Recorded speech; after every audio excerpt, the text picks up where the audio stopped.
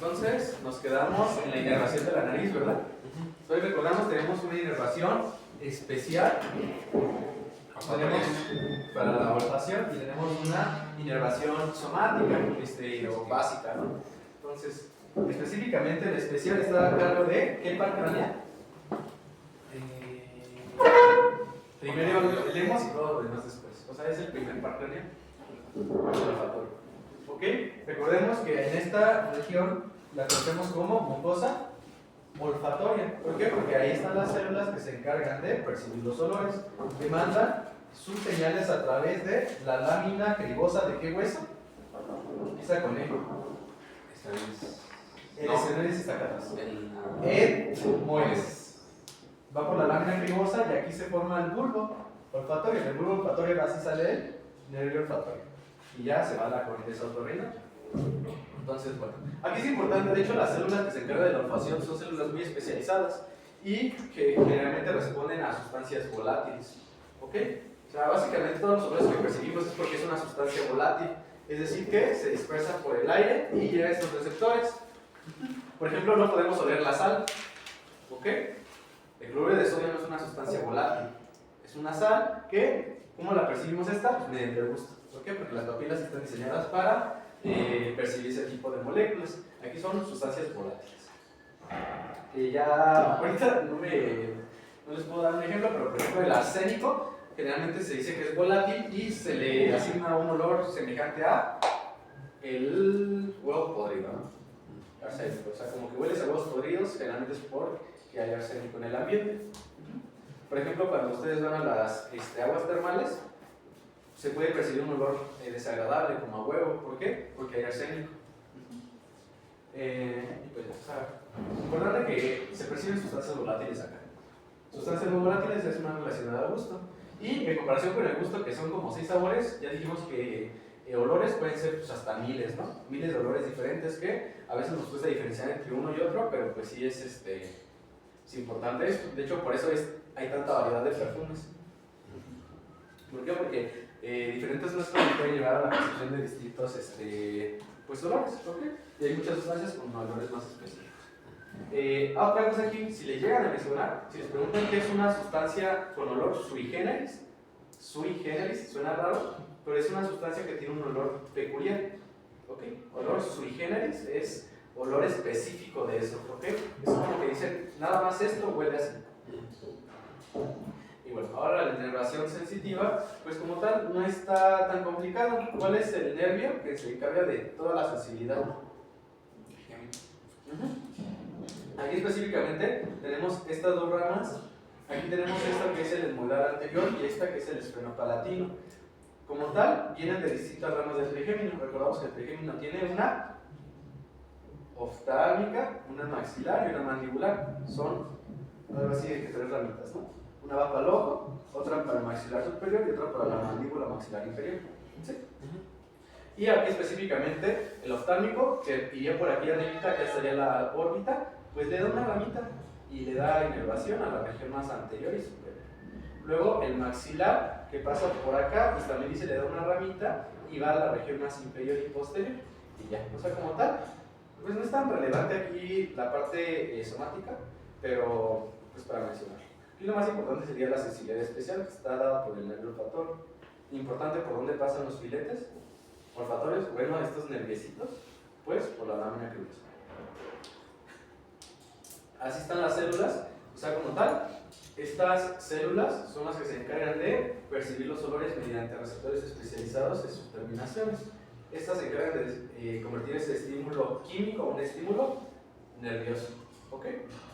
¿Por qué? Porque pues cada una tiene pues sus como que mecanismos especializados. Después eso lo van a ver en fisiología, pero sí está medio interesante como que ver. Y ya estas células se comunican con estas otras células que se conocen como vitrales y globulares, que ya son neuronas especializadas que finalmente pues, van a transmitir los impulsos por el nervio óptico. El nervio olfatorio, perdón. A ver, se me va a perder. Le dijimos que esto corresponde al sistema de senos paranasales, porque están paralelos a la nariz. Tenemos uno maxilar, uno frontal, esfenoidal y tenemos varios componentes etmoidales. Tenemos anteriores, medios y posteriores. Y pues cada uno de esos está formado por la articulación con otros huesos. Ahorita no voy a meter a tanto eso, pero que lo recuerden que son cerillas etmoidales. Y pues propiamente la cavidad nasal. El más grande es el maxilar. ¿Ok? Es este de aquí. Este es el único que está en neonatos. Todos los demás se van desarrollando conforme el desarrollo o el crecimiento de la persona. Pero el maxilar, como es el más grande, ya desde neonato ya tienes ese seno desarrollo. ¿Ok? Así se llama. Y se sigue desarrollando porque vas creciendo ya. Se van desarrollando y finalmente tiene más o menos esta ubicación. ¿Ok? Obviamente hay sus variantes, puede ver que solo hay uno frontal, que estén unidos, que sea más grande el izquierdo que el derecho, que sea más grande el derecho que el izquierdo, etc. Puede haber muchas variaciones, pero eso es como el prototipo, la persona normal. Estructuras relevantes. Nada, recuerden que el seno senoidal llegaba al receso esfenoetmoidal, que está arriba del cornete. ¿Okay? Recuerden que hay tres cornetes. Uno superior, que está bien chiquito y se puede ver. Uno medio, que es de los más importantes, porque nos separa dos meatos. Y el inferior, que es un hueso propiamente dicho, o sea, es distinto a los otros huesos. Pero pues ahorita no me voy a meter tanto en el sistema de los senos paranasales. Ahorita nada más que quiero que entiendan como las estructuras que están viendo. Por ejemplo, esta de acá arriba sería Una órbita. como tal, aquí está señalando el seno frontal. ¿Ok? Porque está dentro del hueso frontal. Esta región, ¿cómo se llamaba la primera porción? O sea, Narina. La narina. Ok, recuerden que la aire entra por la narina, llega al vestíbulo, que aquí hay pelitos todavía, se va a la cavidad nasal y luego va para atrás mediante este agujero que también se forma. ¿Cómo se llama? Juanas. ¿Ok? Entra por la narina, sale por las juanas y se va hacia. ¿Cuál es la otra componente del eje aéreo? Nasofaringe. Sí, la nasofaringe. ¿Ok? Ya de la nasofaringe llega a la bucofaringe y luego a la faringe. ¿Ok? Aquí también, eso sí me interesa que vean. Aquí hay una como que desembocadura, está medio raro, pero ¿eso a qué corresponde? Al nivel de esta porción desemboca la tuba auditiva. ¿Ok? No sé si han escuchado hablar de la tuba auditiva. ¿No? Ok. Entonces vamos a ejemplificarlo rapidito. Nuestro oído tiene tres porciones. Tiene un meato auditivo externo, que básicamente es por donde entra el aire y el sonido. Luego aquí hay una membrana. ¿Cómo se llama esa membrana? Tímpano. Tímpano, chavos. Esa membrana llega a una especie de cavidad chiquita. Ella se conoce como oído medio. Y no sé si hayan escuchado hablar de que aquí hay tres huesecitos. ¿Qué son No se percibe el martillo, el yunque y el estribo? ¿Ok? Está medio raro, o sea, la verdad está difícil dibujarlos ahorita en 3D, pero martillo, yunque y estribo. Martillo le pega al yunque y el yunque mueve el estribo. ¿Sí? Esos huesecitos son importantes porque esos transmiten el movimiento del tímpano y lo llevan a otra estructura que está dentro del oído interno. ¿Ok? Que recuerden que en el oído interno tenemos el vestíbulo, que ahorita no lo dibujé porque eso no nos importa ahorita, y la cóclea. Específicamente la cóclea es el aparato que se encarga de la audición. Ya después van a ver, de hecho la audición es uno de los órganos más interesantes porque está muy bien especializado. ¿Ok? Es mediante dos sistemas, son básicamente dos compartimientos, uno lleva endolimpa y otro perilimpa, y básicamente está chistoso porque actúan mediante unos canales que permiten el paso de un ion específico, me parece que es el potasio. ¿Ok? O sea, ya después lo van a ver en fisiología, pero sí está interesante un poquito de cómo funciona la audición. Ahorita no me voy a detener tanto porque vamos rápido, pero bueno. Lo importante es que a este nivel del oído medio hay una comunicación, un canal. Ese canal se conoce como tuba auditiva. Y esta desemboca al nivel de la faringe. Específicamente la nasofaringe. ¿Dónde? Aquí. Es decir, que si esto metemos por aquí un instrumento para ver, llegaríamos a el oído medio. ¿Ok? ¿Por qué es importante? Porque esta es la comunicación que tiene el oído medio con el medio externo. ¿Ok? No hay ninguna otra comunicación. ¿Por qué? Porque acá está el tímpano. El tímpano generalmente nunca debería estar perforado, debería ser completamente impermeable. Es una barrera, ¿no? Entre el medio externo y el oído interno. Ahora, con la cóclea tampoco hay una comunicación directa. Aquí hay otra membrana. ¿Ok? Entonces aquí está cerrado. La única forma de que se comunique con el medio externo es mediante la tuba auditiva, que también la conoce como de Eustaquio. ¿Ok? Eso porque es importante, porque el oído medio ocupa estar a la misma presión que el ambiente, que el exterior. ¿Dónde hay mayor presión? ¿A nivel del mar o en una montaña? ¿Ah? Estoy preguntando. Tenemos una duda y queremos ver si la Ok, se externar. ¿No? Se la podemos externar. No tiene nada que ver a lo mejor, pero ¿qué es más resistente? ¿Cuál barrera física es más resistente? ¿El himen o O el tímpano? El tímpano. Sí. Mucho más resistente. Pero el detalle es que el himen no hay tanto problema cuando se llega a perforar. El detalle, el tímpano, sí nos puede llevar a la hipoacusia. Y es una membrana que difícilmente se va a regenerar. El himen tampoco, pero pues el himen realmente pues, ya no tiene una función. ¿Ok? Pero el tímpano pues sí, es justamente más resistente. ¿Por qué? Porque él tiene esa función, o sea, su función es estar ahí y evitar ese paso. De hecho, ¿qué pasa si se rompe el tímpano? De entrada ya hay una comunicación, entra aire y además ya no se transmite el movimiento por los huesecillos. Es decir, que el movimiento no va a llegar bien a la cóclea. Entonces sí, está peor. De hecho, el tímpano tiene hasta sus capitas. Tiene una capa interna, una capa externa y en medio células y, o sea, como que está bien configurado para que sea resistente. Pero pues aún así se puede llegar a... ¿Por diferencias de presión? No tanto, o sea, tendría que ser extremo, o sea, tendría que haber una presión, por ejemplo, en el medio externo muy fuerte, como por ejemplo un busto, pero pues difícilmente va a pasar. O algo que sí puede llegar a pasar es, también eso ayuda mucho en cuestiones de defensa personal. Cuando das un golpe con la mano extendida, ¿qué vas a hacer? Vas a generar un aumento de la presión. O sea, si toda tu palma cubre su oído con fuerza, ¿qué es lo que va a pasar? Va a aumentar la presión en el meato auditivo externo y esa presión va a empujar el tímpano hasta el punto que puede llegar a perforar la membrana. Eso va a hacer que la persona quede desorientada. ¿Ok? Eso puede llegar a ser útil pues, para, pues es en teoría algo no mortal y pues te ayuda. ¿Y cuando el oído sangra? ¿Por qué? Pues generalmente sí es por afecciones del oído medio interno. Generalmente el oído externo pues también, o sea, finalmente aquí pues tenemos cartílago con su pilecita y puede sangrar. Pero de aquí como de adentro. Pero generalmente ya cuando sangra es porque hay ruptura del tímpano. Y pues obviamente es algo severo que se debe tratar.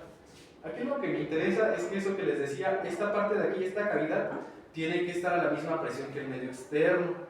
¿Por qué? Supongamos que, bueno, ya les iba a preguntar ahora sí, ¿dónde hay más presión, a nivel del mar o en una montaña? A nivel del mar. ¿Por qué? Porque la atmósfera es más, pues tiene más recorrido, ¿no? Como hay más atmósfera arriba de ti, hay más presión. A nivel de la montaña tienes menos presión. ¿Ok? Entonces, supongamos que una persona va de la montaña al nivel del mar. ¿Qué es lo que va a pasar? Va a haber más presión en su medio externo.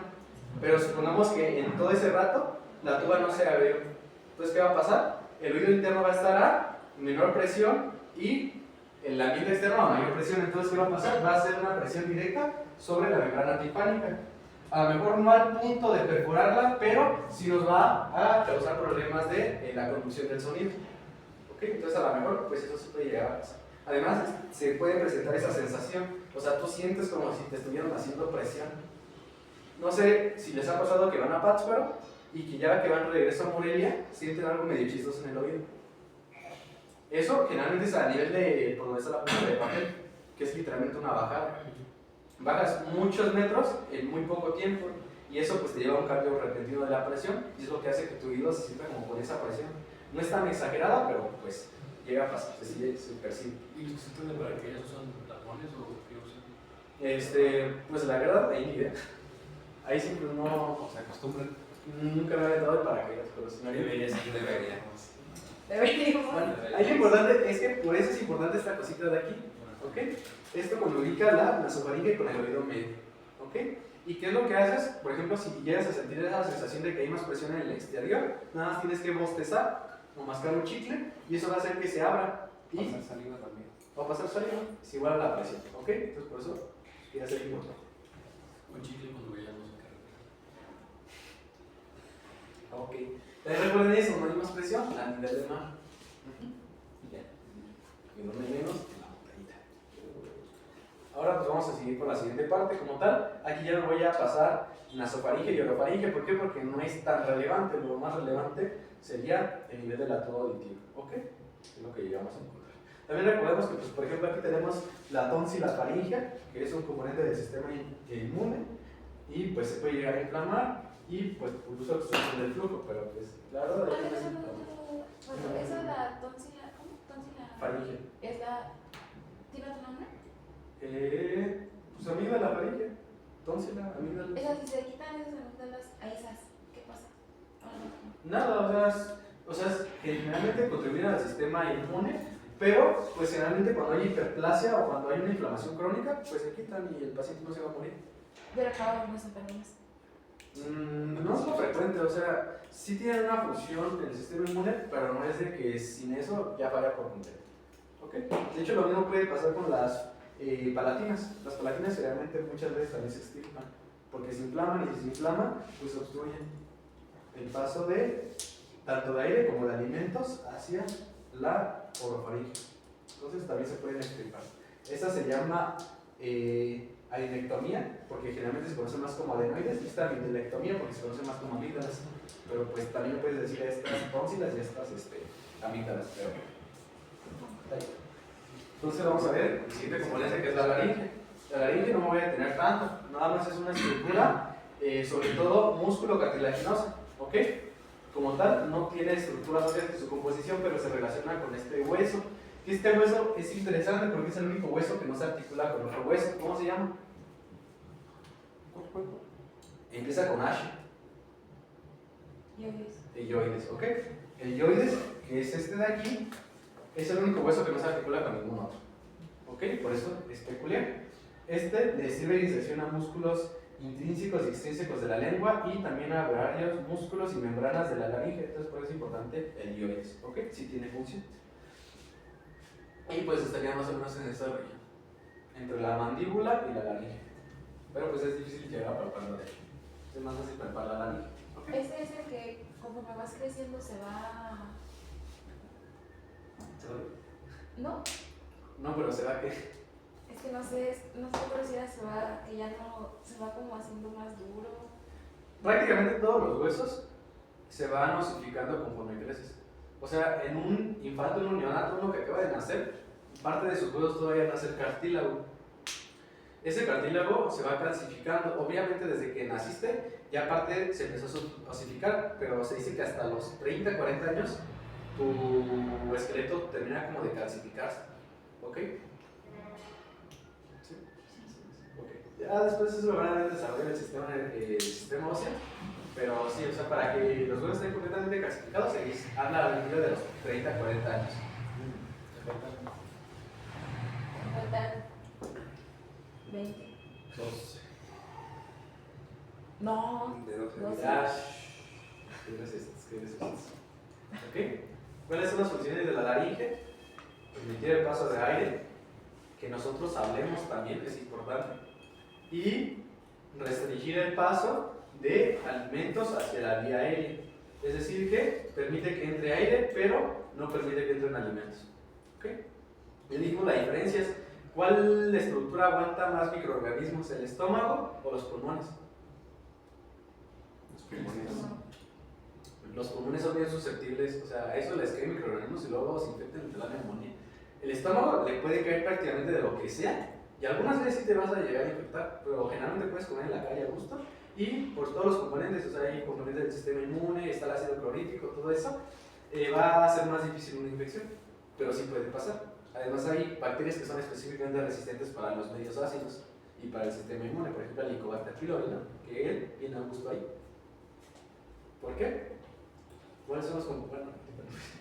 Pero el Helicobacter pylori lo interesante es que forma una barrera que básicamente es como un escudo contra ácido.